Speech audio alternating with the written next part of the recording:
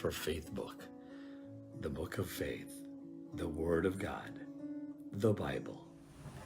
Isang mapagpalang araw po sa inyong lahat. Ako po si Joe Medora Jr. from Hillcrest Family Life Baptist Church. Ako po yung na-assign today para sa ating FBK Sunday. No, makikita po ang ating pag-aaralan sa Book of Ephesians chapter 6 verses 10 and 11. Basahin nga po natin. Ephesians 6 verse 10. Finally, my brethren, be strong in the Lord and in the power of His might. Verse 11. Put on the whole armor of God, that ye may be able to stand against the wiles of the devil. Ang ganda po ng pag-aaralan natin. No? Pinapakita po dito ni Apostle Paul sa verse 10 na to, no? Tayo po ay magpakalakas para sa Panginoon at para sa kanyang kapangyarihan. No? Kasi pinapakita niya po, tayo pong mga Kristiyano ay nasa gyera. No? We are in a war. No? At ang kalaban po natin ay si Satan. Pinapakita po, no? Sa verse 11, pinakita rin dito ni Apostle Paul na put on the whole armor of God, that ye may be able to stand against the wiles of the devil, no? Pinagsusot niya tayo ng armor of God, no? At makikita po natin yan sa later verses, no, ng Ephesians 6, no? Pero dito po, balik po tayo, no? Isa po sa pagiging handa po sa pakipaglaban sa isang giyera ay to know your enemy. And sino po ba kalaban natin dito? And alam po natin, ang kalaban po natin dito is Satan. Paano po ba natin dapat makikita po natin kung ano po yung kalaban natin? Sino po? Malaban po natin yung kanyang identity. Makita po natin ang kanyang strategies sa pakipaglaban po, no? At the same time, kung ano po yung purpose niya, bakit niya po ginagawa yun, no? Ang una-una po, ano po ba identity niya? Siya po ay great divider, no? Ano po ibig sabihin nun? Sinisira niya lahat ng families, dinidivide niya po yung families, friends, ano pa, mga community, sinisira niya po, church, sinisira niya po, no? Isa pa, great deceiver si Satan, no? Ano yung ibig sabihin nun? Manluloko, number one liar, no po, no? Siya po yung tatay ng pagkasinungaling, no? Ano po yung pangatlo?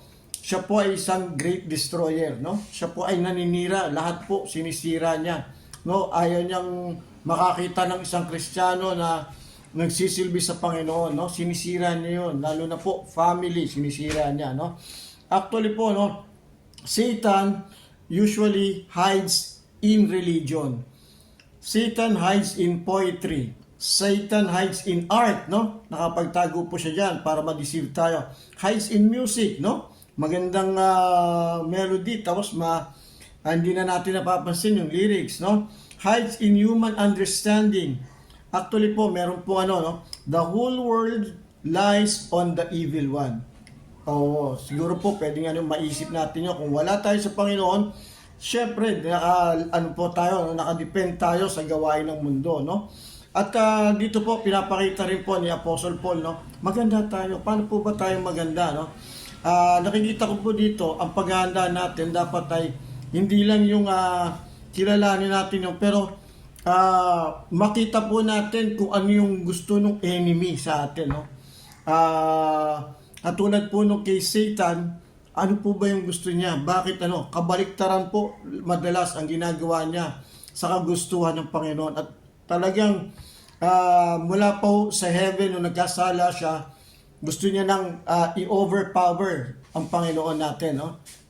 Ang Panginoong Ama. No? Kaya dito po sa pinag-aralan natin, no, sinabi ni Apostle Paul, maganda tayo, no? Be strong in the Lord.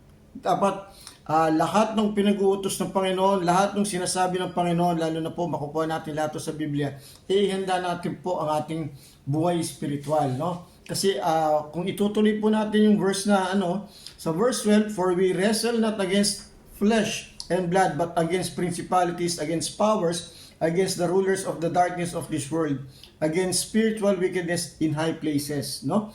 Ibig sabihin po, ang kalaban po natin dito sa espiritu, no? Spiritual world, no, or realm, no? At makikita po natin na hindi naman po kalaban natin is flesh and blood, kundi nga po si Satan, no? Spirit, no? Kaya yun po, be strong in the Lord, and in the power of His might, put on the whole armor of God that you may be able to stand against the wiles of the devil. Para po makapaganda tayo.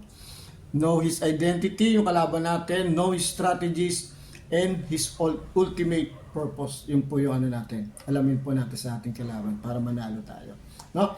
Salamat po. Tayo po yung manalangin. Ang manaming banal sa langit, kayo pong mapapurihan sa oras na to. Makita po namin, Panginoon, ang sinasabi ng Apostol Pablo na maganda po kami sa na maging malakas po kami para sa inyo, Panginoon, sa pakipaglaban namin kay Satan, Panginoon. Salamat po, Panginoon, naway makatulong to aming pinag-aralan sa aming buhay spiritual.